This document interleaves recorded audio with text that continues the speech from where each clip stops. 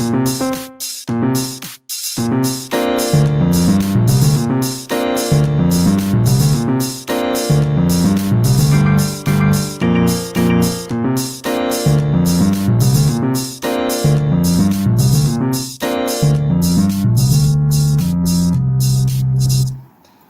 and welcome to the week 28 of the All In podcast with That'd Be Bryce and Ryan the Rock. How you doing today, Ryan? I'm doing really well. How are you? I'm doing pretty good. This is your first week running the show. I'm up here in a hotel, so we'll see how it goes, man. This is really stressful having to push the buttons, Bryce. It's really stressful. Yeah, I don't think you appreciate enough all the hard work I put into this podcast, Right, man. that you do doing all the pushing of the buttons. Yes. Exactly. Today's going to be a great episode. We have a great guest. But before we get into that, do a little update on the Polk Negreanu grudge match. So obviously, Daniel has had a little bit of a rough go at it as he now sits at down 565,000 over a little bit over 7,000 hands. Oddly enough, I think he's playing fairly well, and I think he's made the adjustments he's needed to make. I think he's just running like shit. Like, whether it be ace high flush, beating the king high flush, or just runner flush every chance Doug Polk gets. I just think he's running horribly. I think he's playing pretty well. What are your thoughts, Ryan? Yeah, he's been doing some fun videos of him just doing the showdowns, or like the hands that went to showdown, and doing high level of analysis of him being like, all right, I got ace-6, this is good here, all right, so I'm going to make a 3-bet. Yeah, that sounds pretty standard. Then he flops top pair, and then, he has a set.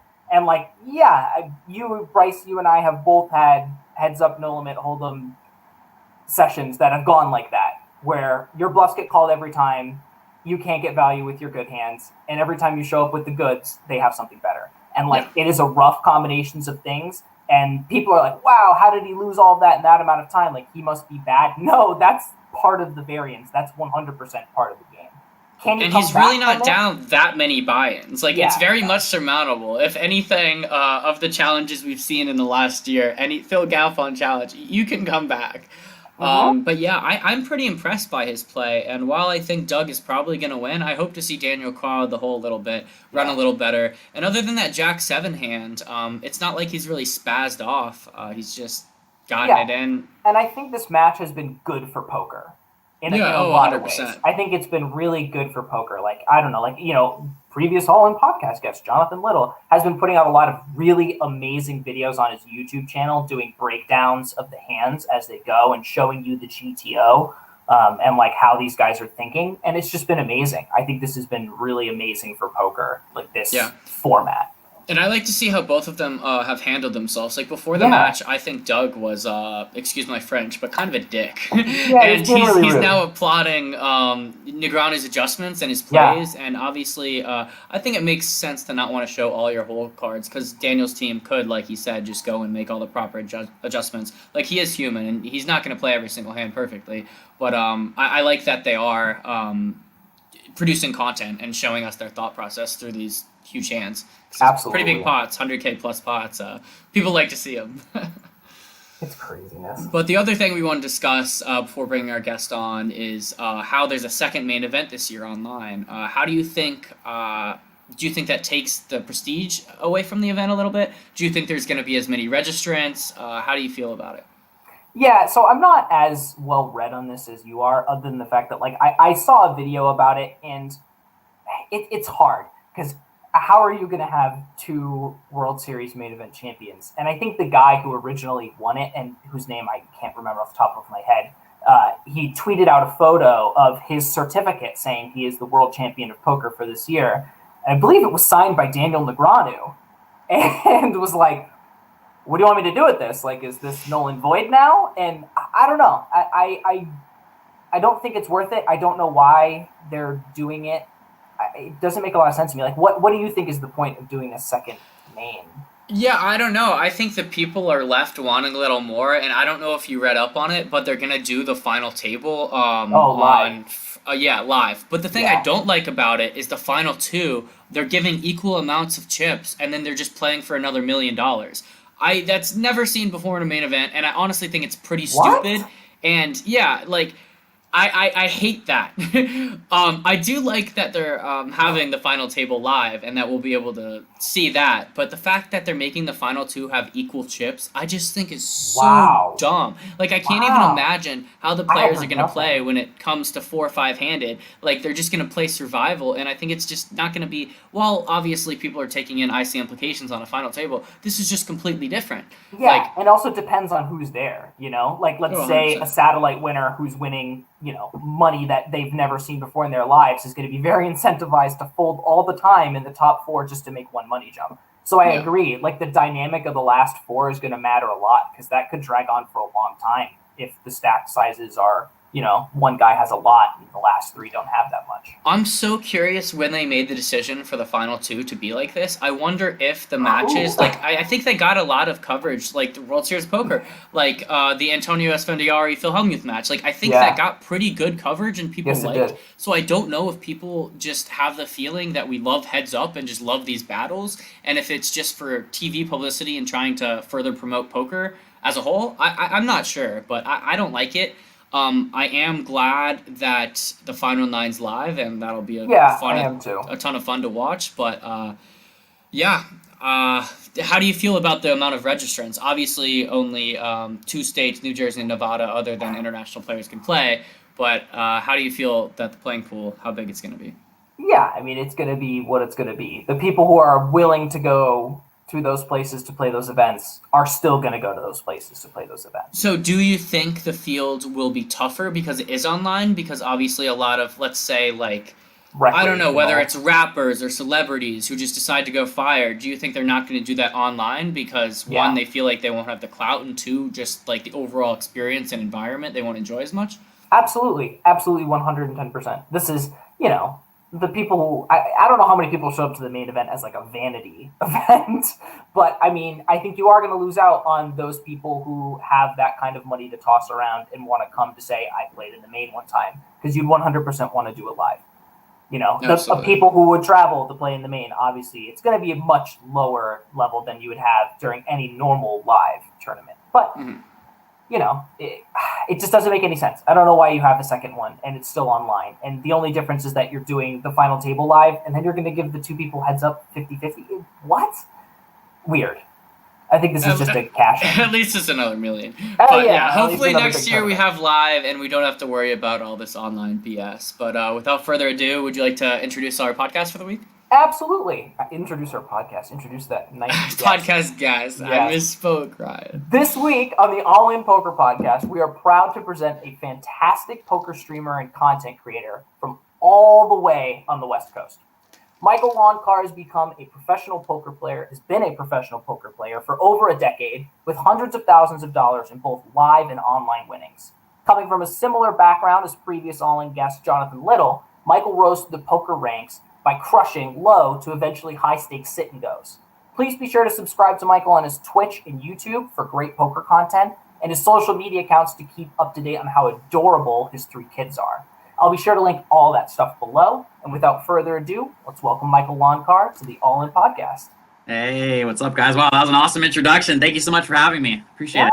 You're very Of welcome, course. man. It's great. This is so cool that, you know, Bryce and I are both East Coasters and we can still get together with you through the powers of the internet. That's right. That's crazy. Oh, you sound like a boomer, man. I am such a boomer, 100%. But, you know, let's dive right in. So one of the things I was watching a previous interview you did on with Poker Flops for their podcast, Yep. and you were asked about online versus live poker, and you said 100% you love live. Or I'm sorry, you 100% you love online more than live. That's where I'm Yes, going. yes. As an experienced poker professional who's played lots of hours in both live and online, why do you feel so strongly that online's better? I've just always loved being able to play so many tables at a time. You know, that's always been one of my biggest strengths. I've always had a very close to photographic memory. So, like, you know, at my peak of my sit and go grind back in the day, there was a period of about 3 or 4 months where I was able to play 45 sit and goes at the same time for like 10 hours straight. And now when you're talking about the amount of hands that I'm seeing per hour, and you're talking about 6-handed sit and goes, where I'm heads up on 4 or 5 of those games at a time, and you're talking about the mental stimulation and the quick thought process, and all of the action. You know, poker players love action. You love the rush, and I'm getting a rush every 5 seconds.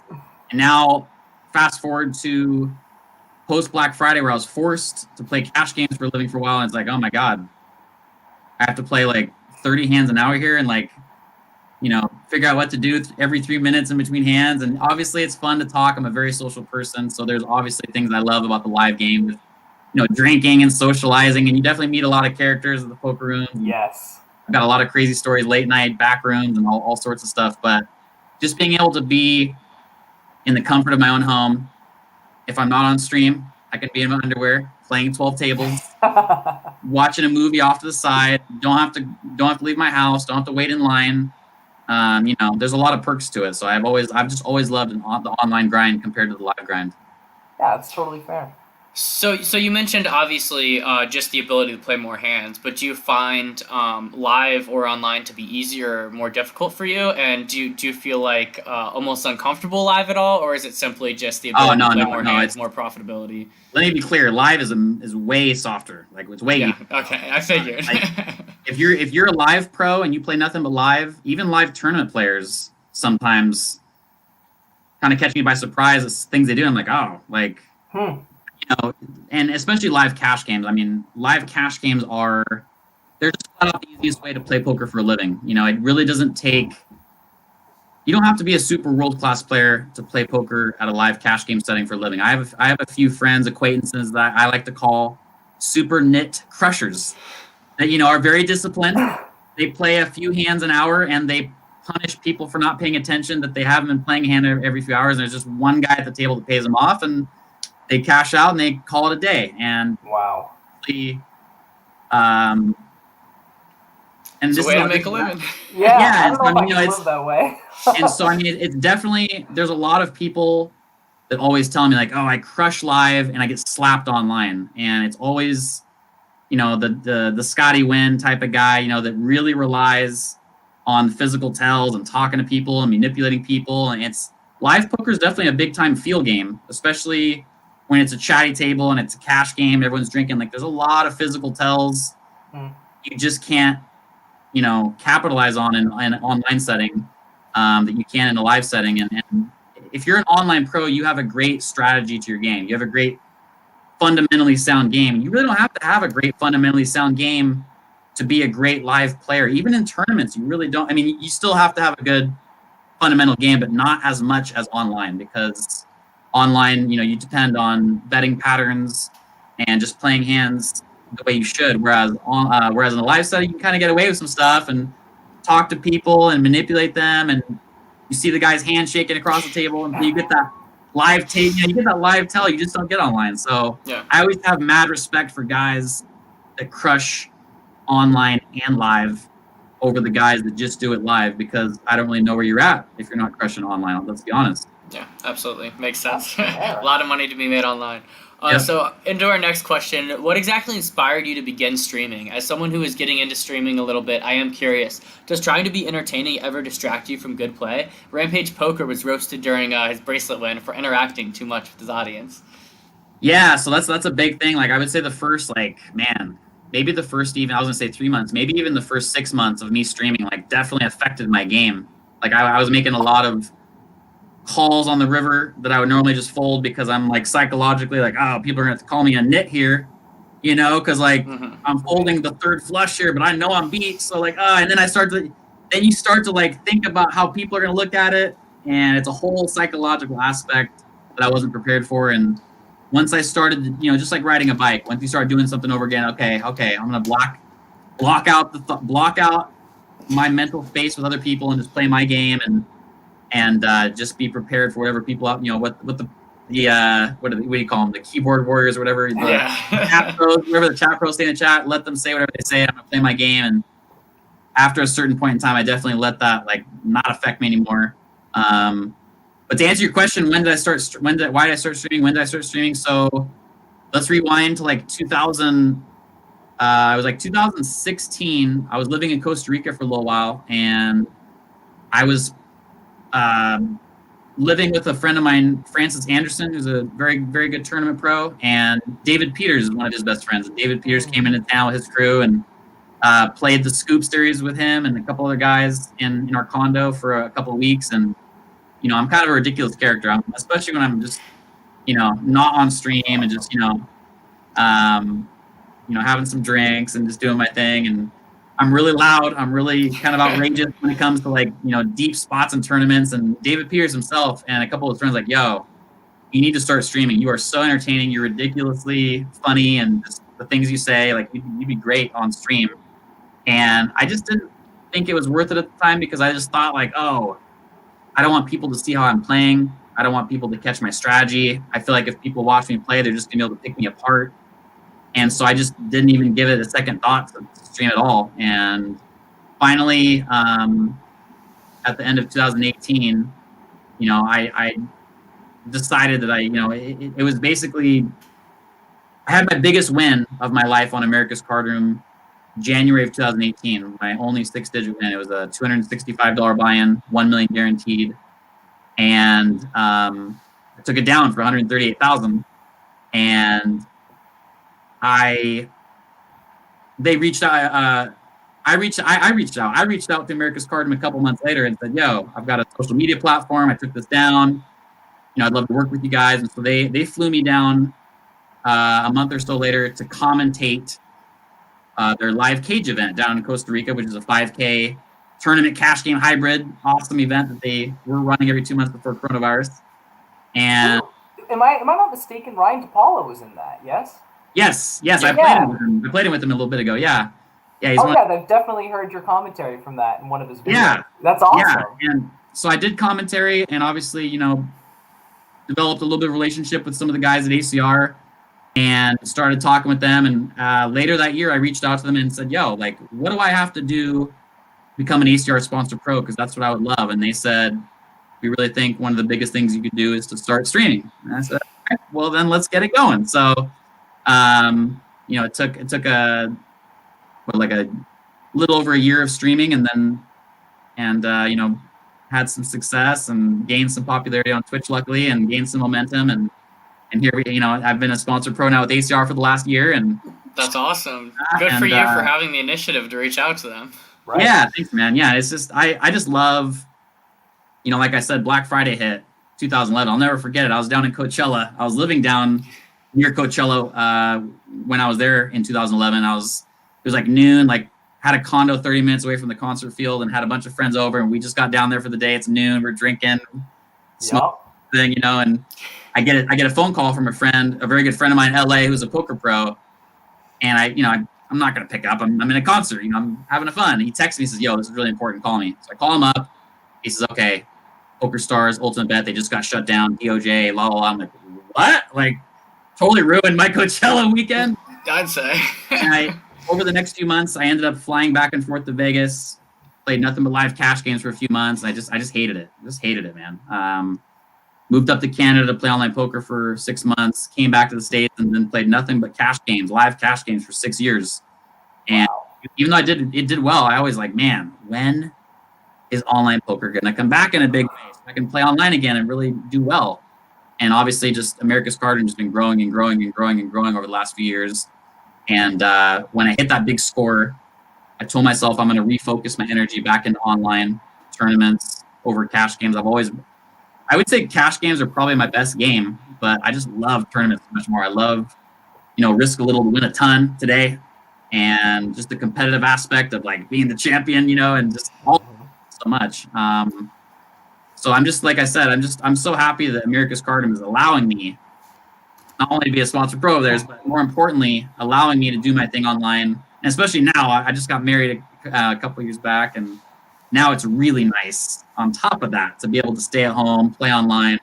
I've actually had a number of days earlier this year where we didn't have a nanny, and I was playing 5 or 6 tables on my laptop while taking care of our kids all day. And that's tougher than 40 tabling sit and go. Playing 6 tournaments online on your laptop while you're taking care of a 1-year-old and an 8-year-old and a 10-year-old. That's the toughest grind I've ever had, no doubt about it. But I'm just so happy I'm able to do that. It's nice to be able to play online again and have a lot of cash games and tournaments running all day long again, like it used to. So it's nice. That's awesome. Yeah. So speaking of your streams, when you win big pots on them, you like to yell, "Ship it to Papa." And it's become a big mainstay on the streams, on the YouTube videos. How did you start saying it? Where did that come from? My wife came up with that. My wife came. Yeah. She was. Me and her were engaged, and we had been having talks about having a kid, a kid soon, and it was just happened one night. It happened actually the same week that I won my big score, and she just said it to me. She goes, "Ship it to Papa." And I was like, "Oh dang, I like that. I like the sound of it. It just rolls off the tongue nice." And obviously a lot of people love how it sounds, and I get so many messages from people down in South America. They just love it. People in South America love the Ship it to Papa. I can't tell you how many voice calls and video calls and video messages I've gotten where guys are going, "Ship it to Papa.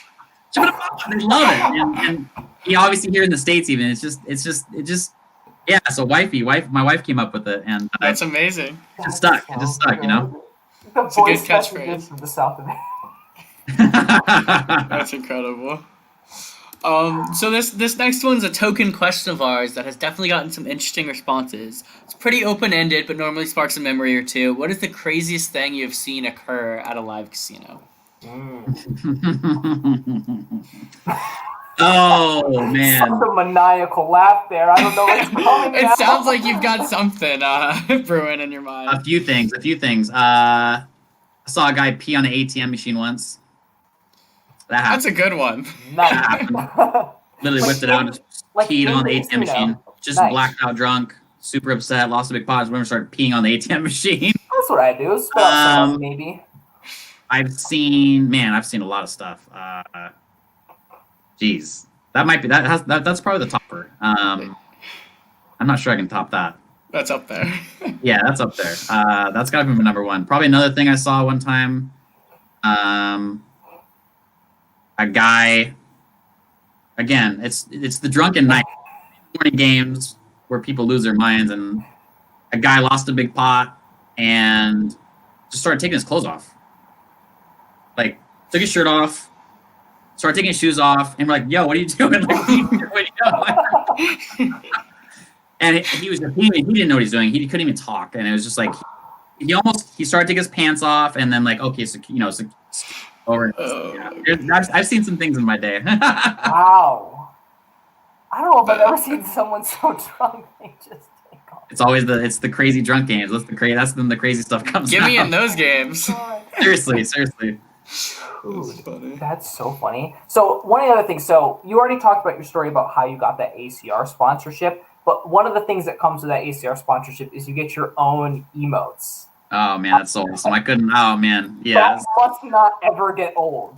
The custom avatar is amazing. Yeah, they sent me a draw up of my 3 different avatars.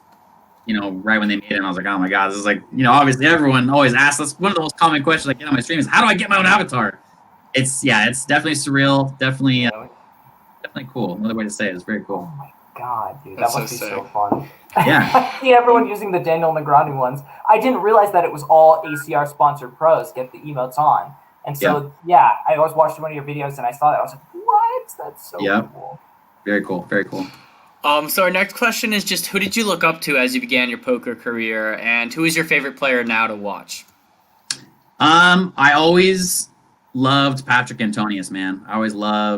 He was just such a boss. Like, yes. And just even relating to like sports heroes of mine, like Ray Allen, I've always loved guys that just don't need to say nothing. Just, they just do it. They're just the man. They don't, they don't need to do all the, I do love all the like the NBA game day, like all the celebratory stuff, and just like you make your first 3 to start the game, and you just acted like you hit a game winner, like it's ridiculous. Like I like the guys that just nonchalantly go down, like Ray Allen just came down, hit a 3, just business, And Patrick Antonius, I always loved the way he carried himself. I always loved the way he's so classy. He's just a killer, one of the best, and just acted like it. He didn't need to show.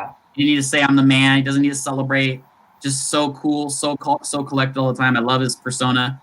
And I also loved a guy, a little throwback people don't really talk about anymore. Lane Flack, back-to-back Flack. A pro back in the day. He played haven't heard that in a while. First two WSOP events, like 50 or something. He took him down.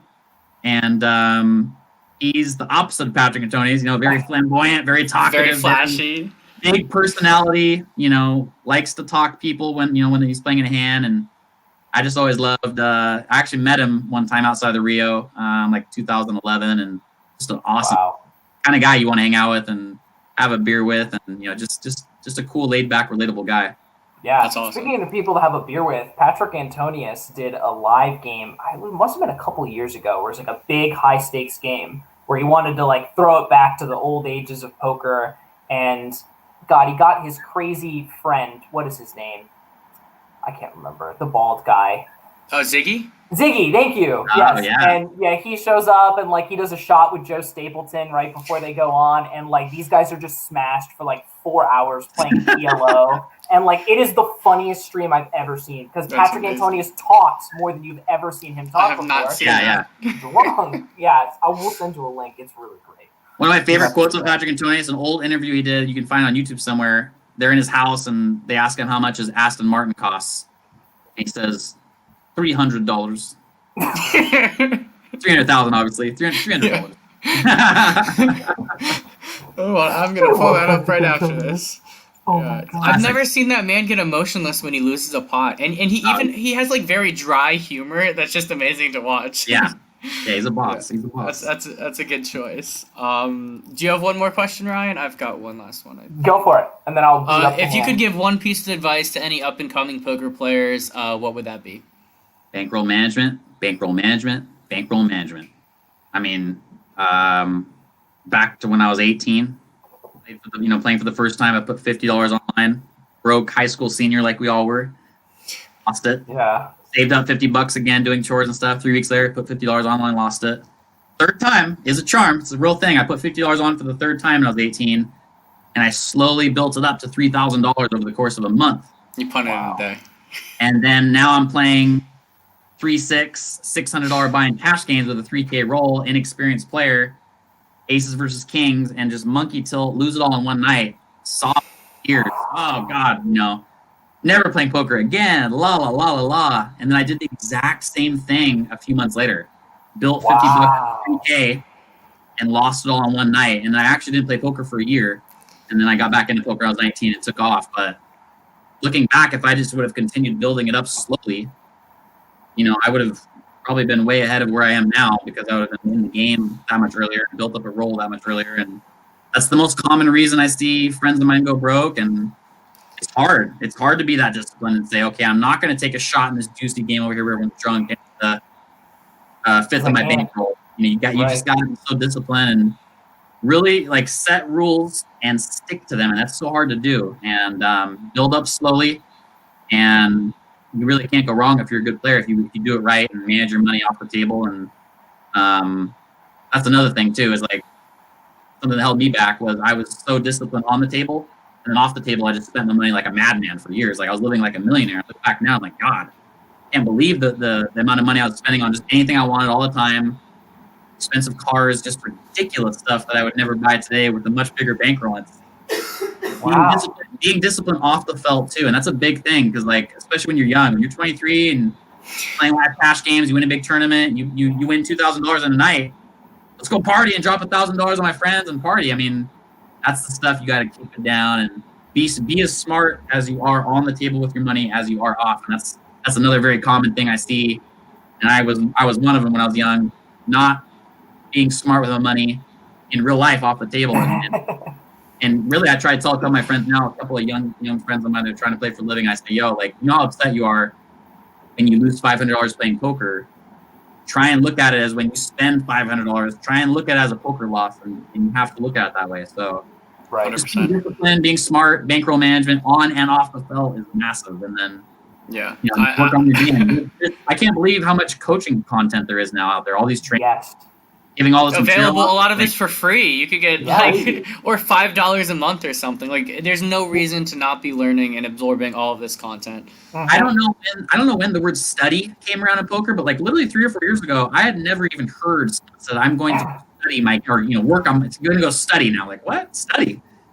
But yeah, it's real. Like, there's so much content out there now, and there's so much good material out there now to soak up if you really put the time in and really work on your game. Can really be successful with all the good stuff out there now.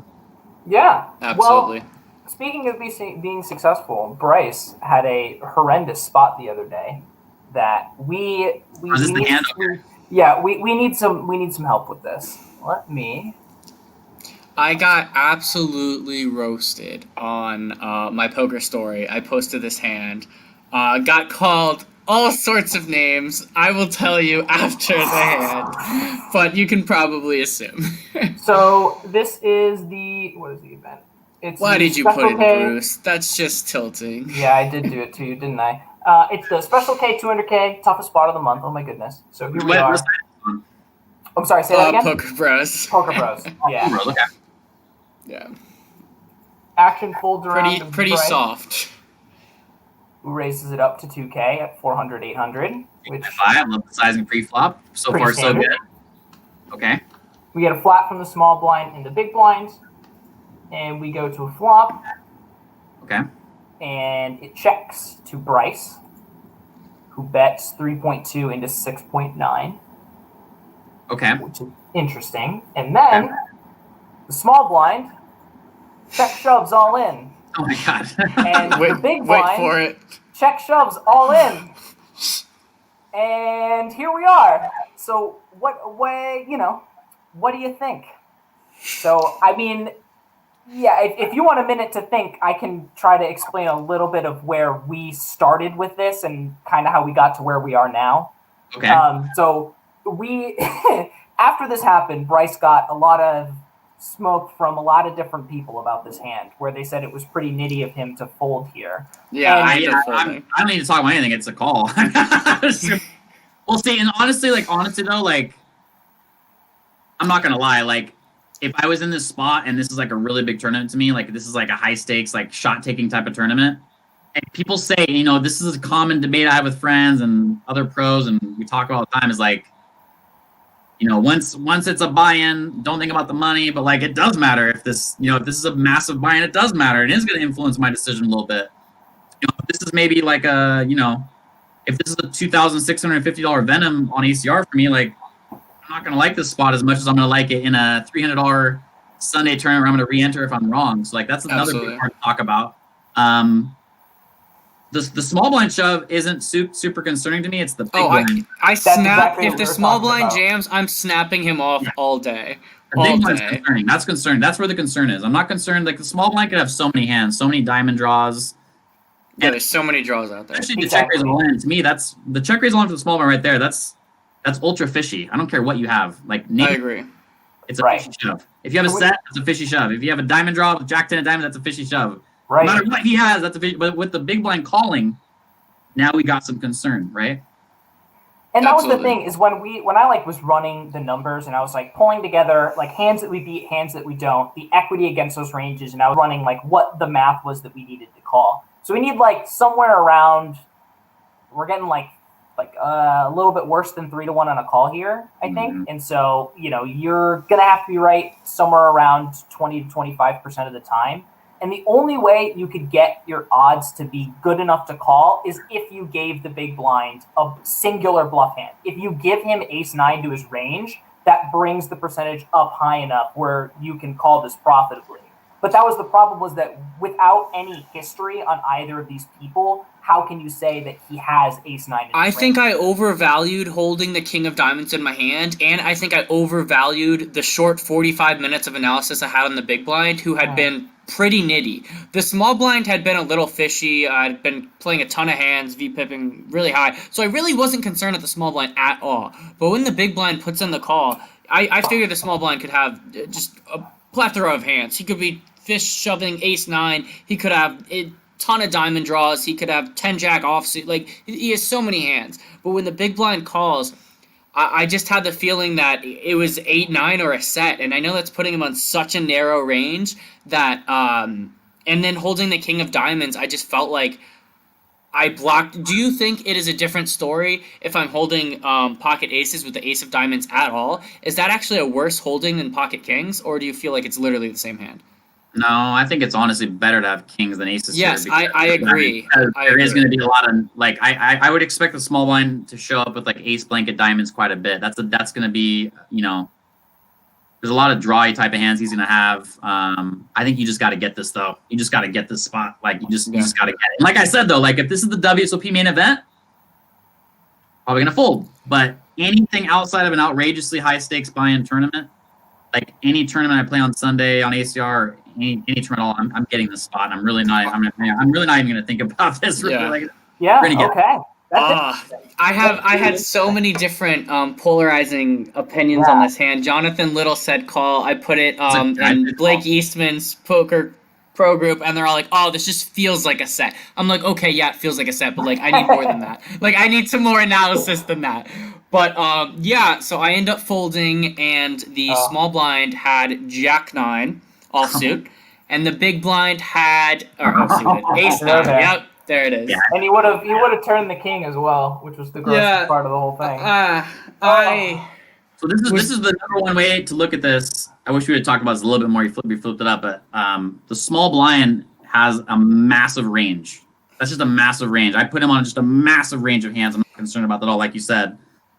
But now talking about the big blind, when people are put into an all-in or fold spot, it's just call or fold now. Ace 9 is going to call. Like there's still a lot of hands that you're beating for a lot of players. Once you're put in just call or fold, all my chips or I'm out. Right. There's still too many hands with this flop. Now I'll give you this. This was a 9-2-8 rainbow flop. I would have a lot more of a tough time. Oh, absolutely. Because now the draws are very limited. And yeah. Oh, 100%. Yeah. Gosh, so interesting. Like I said, when the big blind with no info is put into a spot where he just has to call or fold, a lot of people are not making tight decisions in the spot like they should. They're just like, nah, yeah, I guess I got to call, you know? Right. With top, I got top. What am I going to do? And I very much am not known as a nitty player, and I think that's why I got so much shit from my friends. They're just like, how the hell do you ever fold this hand? Like, I don't understand. And I'm like, I really wouldn't kick yourself on this one. Like, it's not that bad of a fold. Yeah. You know. But it's a call. He check shoved for 6x pot from the small blinds. Yeah, but that's so fishy. Small blind check. Yeah, I know. Small blind check shove is just so ridiculous. Yeah, and he has such a massive hand. Like I said, the big blind's more concerning, but there's still just too many hands. Like if the big blind has Jack 10 of diamonds or Queen Jack of diamonds or then 8 the math is there. Diamonds, like there's still too many hands that we're just ahead of. It's not being, that's for sure. But I think you just gotta just get it. Yeah, makes sense. That's really a nice thing too right here. Well, I appreciate your advice. Scared money don't make money. Yeah, that's fair. I wouldn't kick yourself about this one. I would just put this in your back pocket as lesson learned in this kind of spot. And honestly, like, you know, I feel like the game of poker, this hand's a nice example of what I'm about to say. As it's crazy to say, like with all the training sites and all the material out there, nonetheless, I feel like the overall game has been on a sharp decline over the last couple of years. I really do. Because of how loose it's gotten. It's out of control now. Oh, during COVID, it's been nuts. My profitability has just skyrocketed. Like the games, especially right when COVID started, were just nuts. Like the stuff that I see in some of these Poker Bros clubs is just mind-boggling. Like, thank you. Like you donate. Like pocket fours jammed for 30 big blinds into my queens pre-flop, and I'm just like, thanks. Like I don't understand. Yeah. But yeah. But definitely appreciate your analysis. Thank you so much for coming on the podcast. We look forward to continuing to watch your stream. We'll drop a link in the description. And take care, Michael. Awesome. Thanks for having me, guys. I had a lot of fun. Of course. Yeah, have a good one. All right, you want to pull up our next hand, Ryan? I'm on it. Uh-oh, they're going to see behind the scenes. Whoa! Whoa! Oh, no. All right, there we go. Now we're in. All right. This one is from a good friend of ours. This is from Ben. Benny Diamonds. Yeah, Benny Diamonds. He's playing some live 1-2, I think, at Maryland, right? Maryland Live? Or is he playing in New York? I don't really know. We have a couple of limpers. 3 limpers to him. Raises up to 20 here. What do we got here? 8, 9. Yeah, I mean...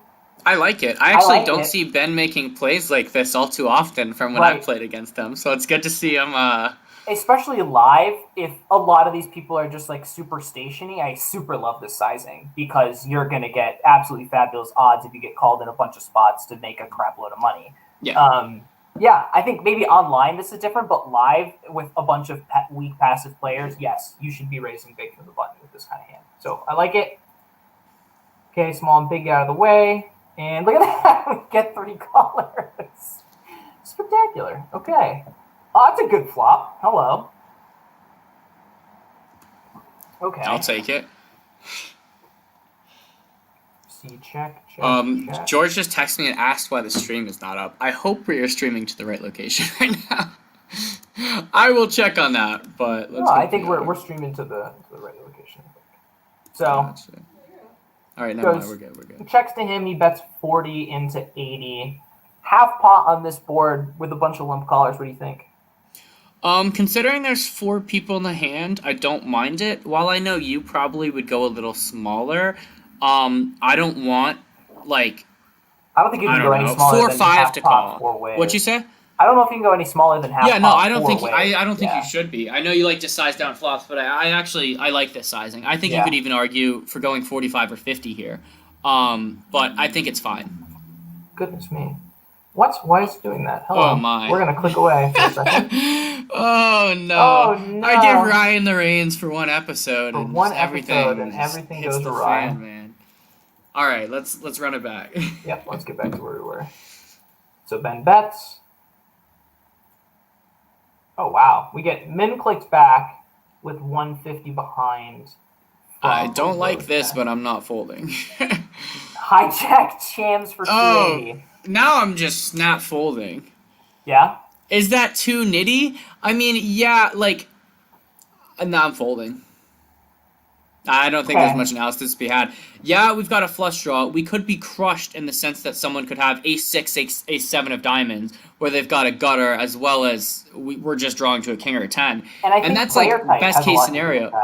I think if you're looking over at like, if you're looking over at like, I don't want to like just say like older guys, like, but if you're looking at a type of person where you're like, I think you're the kind of guy who's going to limp call with ace-6 suited instead of opening it, or like you see them go to showdown and something like that. Like, yeah, this is something where having a history with people and knowing that, they're going to limp with a suited ace. Let's just talk about right after a min raise back, which is pretty strong. He jams. Like, he's jamming over a bet, a min raise. He's just putting it all in. Like, what do we think bottom range is here? Are we going to say 10 jack? We block it with the 10. Are we going to say ace 9? Okay, we've got diamonds and 2 overs. That's a good scenario. But do we really think ace 9 is just going to put it in here?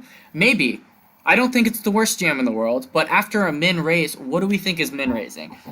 I actually don't know what should be min. I think a min raise is a bad bet regardless of its holding. But unless he has like 6, 7 of diamonds, like I'm never min raising here. You know what I mean? Because what is the intention of your min raise? Like if you're trying to protect with a hand like ace 9, you're an idiot.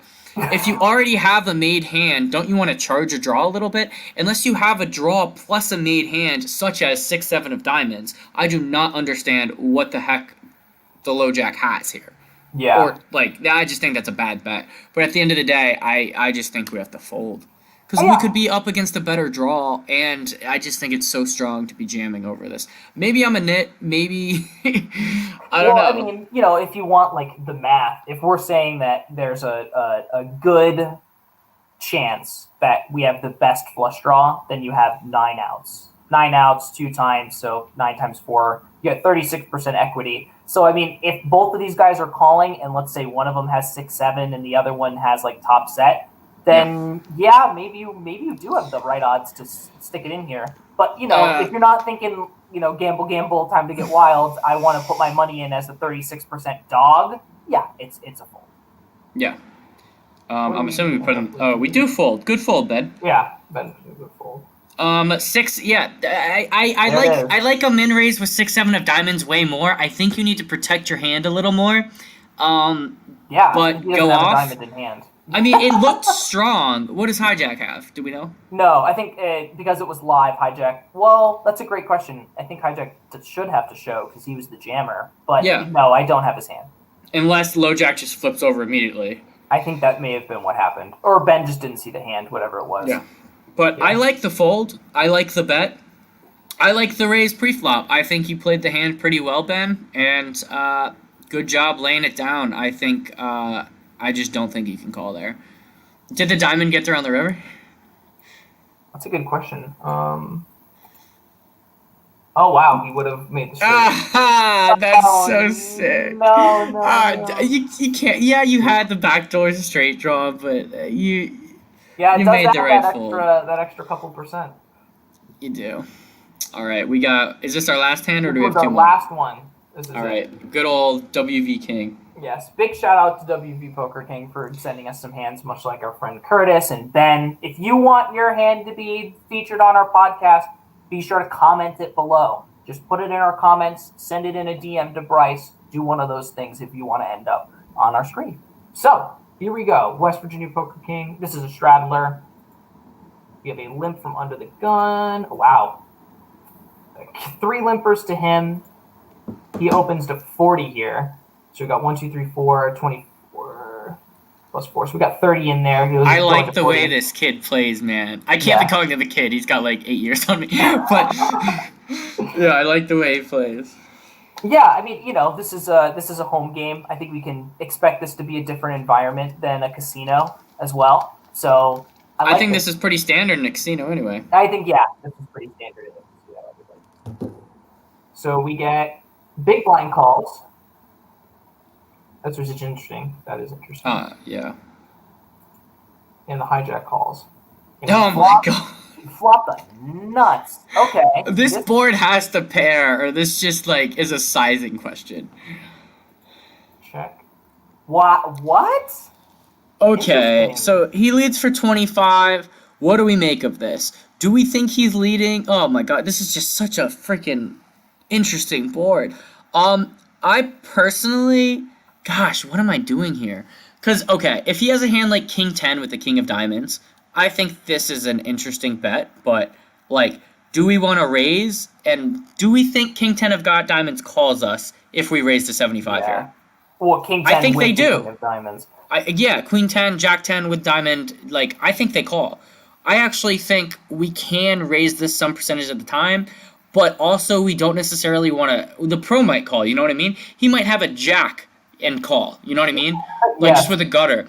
Because it's literally such a good price. So we could consider calling and then check raising turn. Yeah. But I think I lean towards raising this about 60% of the time and flatting about 40, just because I think if he has a 10 and a high diamond, or be it a Jack, Queen, or King, I think he's going to call. Pair plus...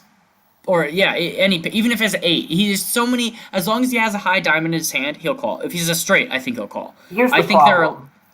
There's one problem. He's pretty short. He's only got 235 back. And we're in a straddled pot, so he has half the number of big blinds that you see there. So he's got like so 38, let's assume we flat here, and there's 200 in the pot on the turn. Do you think he sizes up to 60 and then is priced into calling? So do we think that's... Maybe. That's a reasonable play. 100%. But are we going for the 1,000 in the pro stack, or are we just solely focused on the 235? I think considering we flop the nuts, we want to get as much money from whomever is willing to give it to us. That's fair. So, and if we flat, like, we keep... Obviously, I think the pro should call with a pretty freaking wide range. I mean, he's going to fold as, like... Yeah, but... I don't mind going either way with this. I lean towards a raise, but I mean, we literally have the nuts. But at the same time, I think a hand like a set isn't going to go away here. I think there's so many hands that can continue. I know that sounds crazy on a 10-9-7 flop, but who just punts money for $25 in 140 pot and hopes everyone folds? He has something. Yeah, I agree. So these small little leads just based on that, strength. I like a raise. Based on how he plays, I think he's fairly trappy. So I'm actually leaning towards thinking he's gonna just call here. Yeah. But I think you can go either way with this. Yes. But turn, you absolutely need to be putting in a raise. Absolutely. I'm assuming call. Yeah. If you're flatting here, you're raising the turn. So he does raise here. I like that. I would go to 75 probably. I wouldn't even go. I mean, that's so nitpicky. I need to shut up. It's the same thing. But I like a raise, and this is what I would do a little more than half the time. Yeah, I agree. Wow. And You we cold get a call call. from the We're pro. going for his money too. Thank That's also God. why That's we're playing. great news. If we're heads up, Ryan, I agree that we flat here. Considering I'm dead at the fold. Wow. Considering there's also the $1,000 from the pro. Call me greedy, but I'm going for that money too. Yeah. That's so funny that the hijack folds after we just said he That's should be meeting out hilarious. for 25. That is so with funny. nothing. I mean, okay. That's an amazing card That's for a us. That is fabulous the card. best card in the deck. In the world, where he should have a whole Unless lot he of has jacks. like ace 10. Yeah. But I mean, check. Okay, so what are sizing we here. sizing? Ooh. I think we size decently big. I look to a size of like 230 to 270 here. And I'm probably going to put about 250 in, which is a big bet, but it also allows it's going to be a $800 $900 pot on the river in which we can jam. I'm setting up the jam. Right. So I'm looking to bet about 250 here. Right, because I think you want to be setting it up to not have it be a full pot size shove for the river here. We want to be giving him a good price to call with this great of a hand. Yeah. So, I mean, I don't know if you disagree with that if you want it to be, but I think I agree because this board is so Wait, are you saying polarizing. don't set it up for a jam? I know you're saying we want more value on the river, but I'm a little confused as to what So you're trying I'm to imply. saying the sizing that we're picking is because we want it to be a smaller jam than the pot size of Oh, the river. yes, that's exactly what I'm saying. We're on the Because we same wanna page. give So them that's why better we're odds to sizing call up dealers, turn yeah. to then price him in on the river with Right. obviously not the nuts. So I hope 215. Okay. Little small, but it's okay. I mean, obviously we have the nuts. We want to get some value. I understand. I would look to go a little bigger, but Yeah, because we don't think he's going to fold a jack yet. because at He the might end of fold the it on day, river, but I not think yet. if he has a hand like ace 10, I think he's folding. Regardless of sizing. So, and if he has a straight, I think he's calling, and if he has the worst flush, I think he's calling. So Yes. I think we can go a little bigger just because the fact that if he has a single paired hand, especially with no diamond, he's just going to insta him up to virtually any bet. Right. So I like a little bigger here, but it's okay. Yeah, I agree. I think you can go you can go all the way up to pot here. And again, the fact we even have the chance to get all the money in the river is why we need to be raising the flop most of the time. Hindsight's 2020 though. Hindsight is 2020. Yeah, that's one of the fun spots about going over hands is you're like thinking about what you might do. Ooh. Is he gonna get checked to us, or is he just gonna rip it? Ooh, and No. Wow. Wow. Wow. That's not a good card. Ooh. You know, I actually feel like if we went to 250, he sizes this river more, and my psycho ass folds. Wow. Betting 475 into 750, I mean, it's so strong. This dude's almost saying, I know you have a flush. Because if we have a set, I don't think we would play it as aggressively as we do. So this could just be an exploitive move, even with a straight. You know what I'm saying? He could be turning a straight into a bluff here. I don't think he's doing that all too often because I think he could just get to showdown. But assuming he's a pro, assuming he's a competent player, he knows that we are very value heavy towards flushes. And he could try to blow us off that. I mean, I don't know how often that's going to happen. This is a very scary bet. Do you think that if he jammed, it's scarier, or do you think that this like he left himself only 290 behind? Like I think it's a confusing sizing. I think this is scarier. Interesting. And like, what do we think he has? If he had a hand like ace 10, he folds turn. I'm telling you all day. So what are we putting him on? I mean, 9 10, 8 10. Both of those hands make a lot of sense. He was a because cold caller after a bunch of I limpers. think 8 10 makes the most sense. Maybe with the 8 of diamonds, maybe without the 8 of diamonds. Honestly, it doesn't make that much of a difference because you flop top pair in a gutter and you hit 2 pair on the turn, you're not going to raise that when there's 4 to a straight, but you're also not necessarily going to fold. And 3 to a flush. Yeah, exactly. So I'm weighting this very heavily towards 8-10, and I don't like this. And I don't know what it's so player dependent. No, don't say. I haven't made a decision on what I would do yet.